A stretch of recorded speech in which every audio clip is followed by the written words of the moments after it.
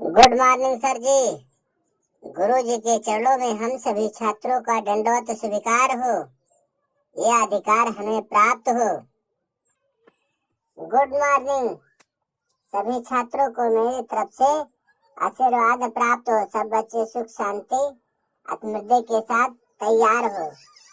सब पढ़े सब बढ़े। ऑल कंपल्सरी इन स्टूडेंट।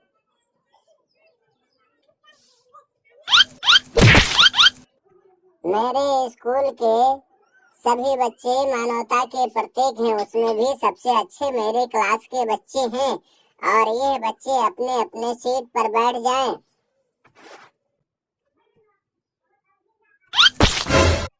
यस सर, आप कहा दिए हैं तो हम लोग बैठ जा रहे हैं। आपके आज्ञा के अनुसार हम पालन करते हैं। बिना आपके कहे के अनुसार यहाँ कुछ भी नहीं हो सकता है। आप कहा दिए हैं सर तो हम लोग बैठने ही जा रहे हैं और बैठ ही जाएंगे, इसमें कोई दिक्कत भी नहीं है।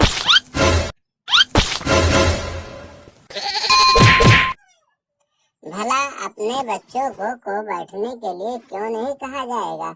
अरे तुम तो मेरे प्रिय बच्चे हो, हमेशा पढ़ने लिखने वाले बच्चे हो, अच्छे हो। जितना तुम हमारे नियम का पालन करते हो उसी अनुसार हम तुम्हें अनुशासन देते हैं।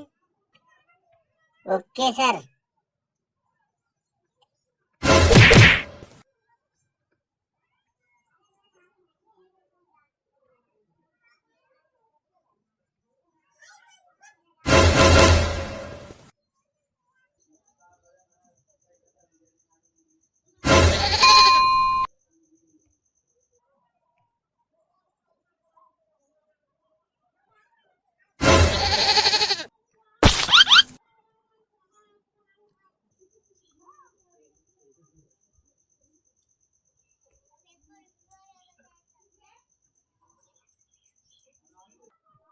सभी बच्चे बैठ गए अपने अपने सीट पर।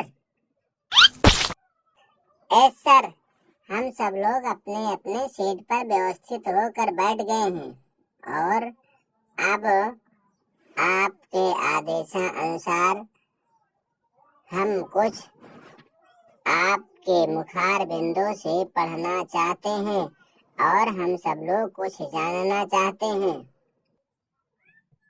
ठीक है बेटा, आप सभी बच्चे हमारे क्लास के एक धरोहर के रूप में हैं। हम तुम्हें क्यों नहीं पढ़ाएंगे? इसी के लिए तो आए हैं और जब आए हैं तो हम दोनों के बीच में संबंध अच्छा तभी होगा, आप पढ़ें और हम पढ़ाएं। इसको लेकर के तुम्हें अच्छी जानकारी प्राप्त हो और हम तुम्हें अच्छी जानकारी दें। ये बताओ बच्चों, आज क्या पढ़ाया जाए? तुम क्या पढ़ना चाहते हो? जो तुम पढ़ना चाहते हो वो बताओ, हम पढ़ा दें। क्योंकि अभी तो एडमिशन शुरू हुआ है, सभी बच्चे आना शुरू किए हैं, तो जो तुम्हें पढ़ना हो सब बता दो। उसके बाद में जब क्लास चलना लगेगा तो हम तुमको अपने माध्यम से पढ़ाएंगे। लेकिन आज तुम ये बता दो कि तुम आज क्या पढ़ना चाहते हो। जो पढ़ना चाहते हो तो हमें बता दो, हम वही पढ़ाना तुमको शुरू कर दें। सर, आज हमको आप भूगोल पढ़ा दें। हम सभी बच्चे आज भूगोल पढ़ना चाहते हैं और इसी को लेकर के, क्योंकि जो भूगोल होता है बहुत आकस्मिक घटनाएं हो जाती हैं, इसीलिए भूगोल के बारे में सर आप हमको बता दें। हाँ सर जी, ये तो बहुत अच्छी बात है। रामसुख ने बहुत अच्छा विचार बनाया है और हम लोगों को इसी के बारे में बता दीजिए। हम लोग ये सब जानना चाहते हैं और ये कभी कभी आकस्मिक घटनाएं हुआ करती हैं, ये क्या कारण है? देखिए बेटा, भूगोल तो गोल है, पृथ्वी गोल है हमारी, और भूपृष्ठकोण है, भूमंडल है, और भूगोल में सब कुछ गोल है। सभी लोग जानते हैं इसमें नेचुरल सिलेक्शन होता है, सारी आपदाएं होती हैं जो प्राकृतिक चयन करता है। इसमें ना कोई रोक सकता है, ना कोई इसमें बदल सकता है। बस ये है कि इससे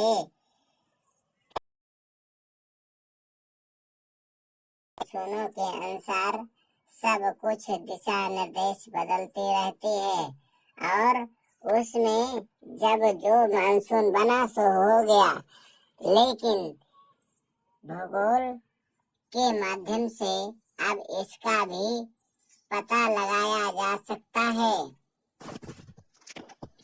इसमें सभी को अपने बारे में विधिवत नहीं पता होता है कि कब क्या होगा, होने वाला है, कब क्या हो सकता है। हाँ सर जी, कल हम लोग एक साथ मिल करके यहाँ पढ़े लिखे रहे थे, गए थे, घूमते थे, खेलते थे फील्ड में, और यहाँ से हम लोग अपने घर गए, वहाँ भी कोई बात नहीं हुई। सभी लोग हमारे आसपास के तथा पड़ोस के लोग अपने खेतों में काम कर रहे थे, गेहूं की मड़ाई चल रही थी, सभी लोग उसमें मिलजुल के आल परिवार उसमें काम कर रहे थे और हम सभी लोग भी गए थे अपने काम में हिस्सा बटाने के लिए, अपने पेरेंट्स के साथ में कि कुछ उनका हेल्प कर दें। वहां पर गए थे, बहुत अच्छे से मदद किए थे, लेकिन जैसे शाम को घर वापस आए और रात कुछ बीतने पर वहां पर एक अचानक सी हवा चलने लगी और उस हवा के माध्यम से ठंड आया। ठंड के माध्यम से थोड़ी देर बाद में बूंदे पड़ना शुरू हो गया। बूंदा पड़ने के बाद में उसके साथ में धीरे धीरे और हवा चली तेज, फिर तूफान आ गया। तूफान के माध्यम से बरसात होने लगा। इतना बरसात हुआ कि मेरे क्षेत्र में चारों तरफ पानी ही पानी फैल गया। अब कहीं पर ऐसा जगह नहीं था जहाँ पर पानी ना भरा हुआ और गेहूं की सारी फसलें भीग गई। इस बार ऐसा हुआ है कि बरसात इतना नुकसान कर गया जिसका कोई जवाब नहीं है, क्योंकि सभी लोग इस पानी से बीमार पड़ गए हैं और कुछ लोग इससे सर्दी, जुकाम, बुखार, खांसी, अन्य प्रकार की बीमारियां आ गई और बाकी फसलें भी खराब हो गई। जो भीग गया उसको पलट कर सुखाना पड़ता है। उनके अनाजों में, दानों में भी परिवर्तन हो गया, सारी फसल भीग गई। ये सर क्या है, इसके बारे में हम जानना चाहते हैं कि ये सब कैसे, कहाँ, क्या होता है और क्यों हो जाता है। अपन कोता ना चले, हर कोता तत्काल, और जात रहन बैकुंठ का, पहुँच गए न पाताल।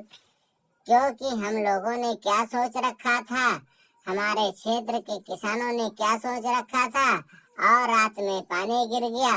सब बरसात के कारण से सारा मामला गड़बड़ हो गया। कुछ प्रोग्राम थे उसमें भी डिस्टर्ब हो गया। तो ये सब क्या होता है, नेचुरल सिलेक्शन को जानना चाहिए कि हमारे बीच में जो कार्यक्रम होते हैं उसमें भी बाधाएं आती हैं, तो नहीं पानी आना चाहिए। इसको समुचित ढंग से बचा के रखना चाहिए कि कोई किसी ने अपने दरवाजे पर किसी को बुलाया है तो उसके सम्मान के लिए, लेकिन प्राकृतिक ने उसके माध्यम से सब बाधाएं डाल देता है, उसके व्यवस्था में सारा विध्वंस कर देता है। ये कौन सा नियम है, कैसा नियम है, कहाँ का है और कैसे पता चलेगा, इसके बारे में किसी को पता भी नहीं है।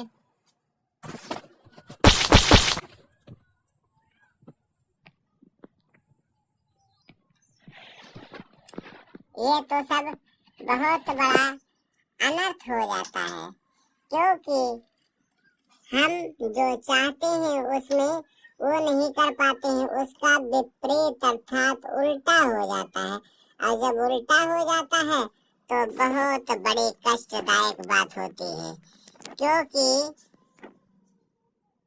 जो हम लाभ के लिए जाते हैं वो हमें हानि प्राप्त हो जाता है, और उस हानि को लेकर के कुछ कहा भी नहीं जाता है और कुछ कहे बिना रहा भी नहीं जाता है।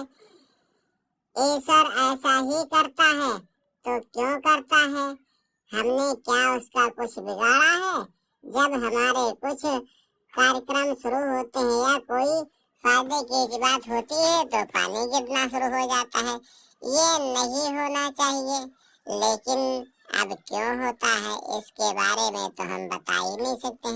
आप ही सर बता दें तो बहुत अच्छी बात है, हम जानना चाहते हैं। यही तो हम सर जानना चाहते हैं कि आखिर क्यों गड़बड़ हो जाता है। आंधी तूफान आना हमारे काम को नहीं बचा सकता है। ये प्राकृतिक चयन है तो ये क्या करता है? हमारे साथ अन्याय करता है, वो भी हम ही हैं। क्यों ऐसा होता है? No don't worry, all compulsory. ये प्राकृतिक चयन ये किसी को नहीं देखता है, किसके साथ क्या करना है, कब करना है, वो अपने अनुसार चलता है। यही तो भूगोल है, यही प्राकृतिक चयन है। वो जब चाहे, जब मानसून बना तब तुरंत हो गया। अब इन्हें कोई परिवर्तन हो ही नहीं सकता है। जिसको जैसा होगा वैसा ही हो जाएगा, इसमें अब कोई परिवर्तन होने वाला है ही नहीं। यही एक मानसून है, चाहे किसी का बने और चाहे बिगड़े। जो मानसून बन गया बन गया, जो हो गया हो गया। अब उसमें चाहे तुम्हारा लाभ हो चाहे हानि हो, लेकिन ईश्वर यानी प्राकृतिक चयन, जिसको तुम सब ईश्वर मानते हो, वही करता है। जिसमें 70-30 का फायदा होता है। 70% फायदा लोगों को तो 30% नुकसान होता है। ये कोई जरूरी है कि एक आदमी के प्रोग्राम हो तो सबके हो, एक आदमी का फायदा हो तो सबको हो? इसीलिए ईश्वर अर्थात प्राकृतिक चयन यही भूगोल है। भूगोल सब कुछ गोल कर देता है, सारे लोगों के घमंड को चकनाचूर कर देता है। हाँ सर जी, ये तो बहुत अच्छी बात है कि जो हमारे बगल में होता है उसको घमंड को तोड़ देता है। यही अच्छे अच्छे के सर भूगोल गोल कर देता है। सभी दर्शकों से निवेदन है, आप हमारे वीडियो को लाइक करें, सब्सक्राइब करें और हमारे चैनल को आप देखते रहें। सभी दर्शकों से निवेदन है कि हमारे कमेंट बॉक्स में जरूर बताएं कि ये वीडियो आपको कैसा लगा। अगले दिन हम आप लोगों के लिए नई वीडियो बनाए हैं। एक कॉमेडी वीडियो मनोरंजन के लिए है, किसी सामाजिक जुड़ी घटना से नहीं है।